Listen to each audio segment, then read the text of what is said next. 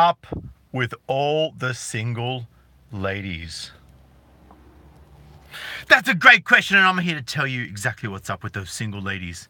So I came across this article today, and there was another article in the same newspaper about 8 months ago called The Sydney Man Drought, and it had all the single ladies as the title as well. And if you guys haven't seen my Sydney Man Drought video, go check it out. The Sydney Man Drought. It's probably one of the first listings to come up with plenty of views, and for good reason too.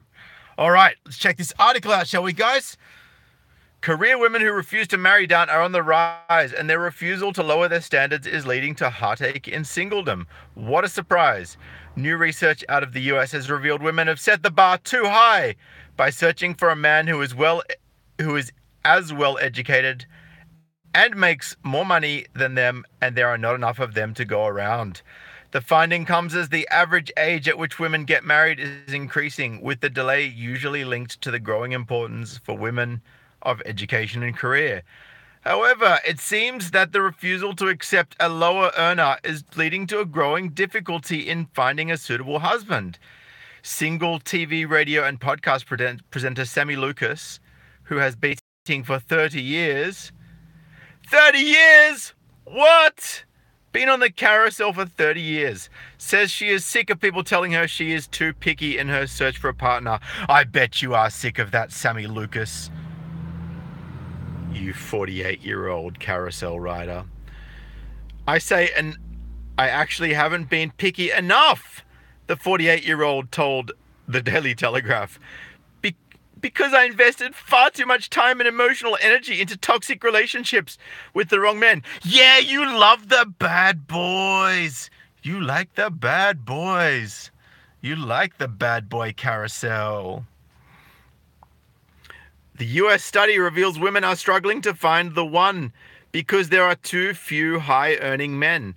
But Lukis, who has just released a podcast called Romantically Challenged. Why am I not surprised she just launched a podcast called Romantically Challenged?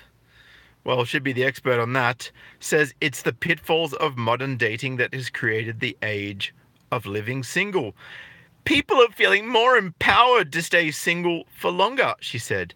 If I'm going to have a romance in my life, then that needs to be someone that adds value to my life, not detracts from it.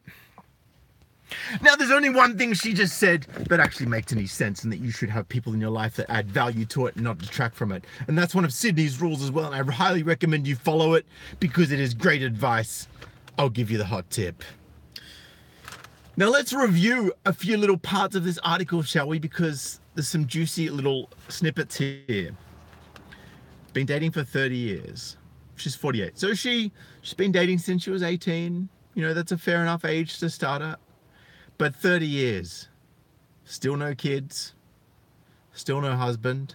And now she's looking to stop dating the bad boys. Stop riding the bad boy carousel. And jump on the good guy bandwagon. And I bet you she'll jump off as quickly as she jumped onto it. Because a simp is not her style. And 30 years of that bad boy carousel has got her hankering for a taste of more bad boy meat. Let me give you the hot tip. I'll give you lots of hot tips in these videos because she's taken lots of hot tips in the last 30 years. And a podcast called Romantically Challenged. Wow, I mean, really? What a freaking surprise. What a freaking surprise that she's romantically challenged. I say anyone that's been dating for 30 years and hasn't been able to lock down a dude, I'm just going to say, who's the common denominator here, Sami? Who is the common denominator? Because, you know, when I was in primary school, I learned about common denominators. Right, and I learned how to find the common factor in a particular problem. And clearly you haven't done that yet because you seem to be the problem if you haven't found a guy after 30 years. And the finding comes as the average age at which women is getting married is increasing, with the delay usually linked to the growing importance for women of education and career. Yeah, and it's usually bullshit education, like the humanities. Nothing in STEM. Even though there's all this affirmative action from STEM, they still can't change the numbers. Just saying maybe it's not actually a social construct that men like things and women like people. Just ask Jordan Peterson. He's a smart man, that Jordan Peterson. Sami Lukis should take a leaf out of his book. Yeah, career women who refuse to marry down. See, here's the problem with career women.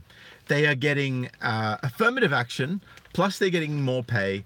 Like Vodafone and ANZ Australia both pay their women more superannuation than men who are on the same salary. But apparently that's not discrimination because they're a protected class. They're oppressed, according to the Human Rights Commission. The cucks. And see, now that you've got less and less men being allowed to get these positions because they're holding them for women, you're going to have less and less men earning the money that these positions hold. You're going to have more and more women earning the money that these positions hold. So if you've just like sat there for more than about 3 or 4 seconds, roughly, give or take a second or two, you would have worked out that eventually you're going to have less men earning as much money as you have women. And the men that are earning the money are going MGTOW in droves because they know the risks involved with getting involved with people like her. Yeah, that's right. She's sick of people telling her she is too picky in her search for a partner. And she says she hasn't been picky enough. Well, Sami, given that you're 48, sweetheart, I would say that you really are not in a position to be too picky because those ovaries are dried up about 15 years ago and it's not coming back. No matter how much you hope and pray and podcast about being romantically challenged, it's not going to happen.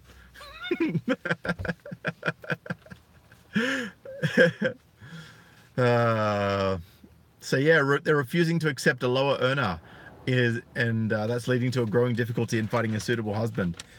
So basically they're saying remain hypergamous, make sure that you date someone who's got more money than you, because you know what happens in the divorce courts if you've got more money than the woman who's just divorced you. You get fucked over.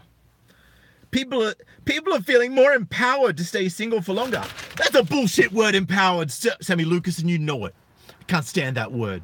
It's what women use to talk about affirmative action and equal outcomes when they can't get there themselves because they're too busy blaming other people instead of blaming themselves. Well done, ladies. You made the bed, now you can lie in it. And big shout out to Riff Magos for that kind super chat. I appreciate it. Anyway, men, I'm out of here, but until next time, hope you enjoyed the video. Make sure you share this with your friends. Facebook, WhatsApp, text message. You call them and tell them about Sydney's video. You share it on social media, whatever you want to do. If you want to get the word out to other men that need to hear about situations like this, then I think you should do it in your own time if you want to. All right, man. Hit that subscribe button below if you haven't already, and hit the bell. I was going to say the ginger bell next to it, the notification bell next to it. Speaking of ginger, this is what masculinity looks like. I'm out of here, guys. Peace until next time.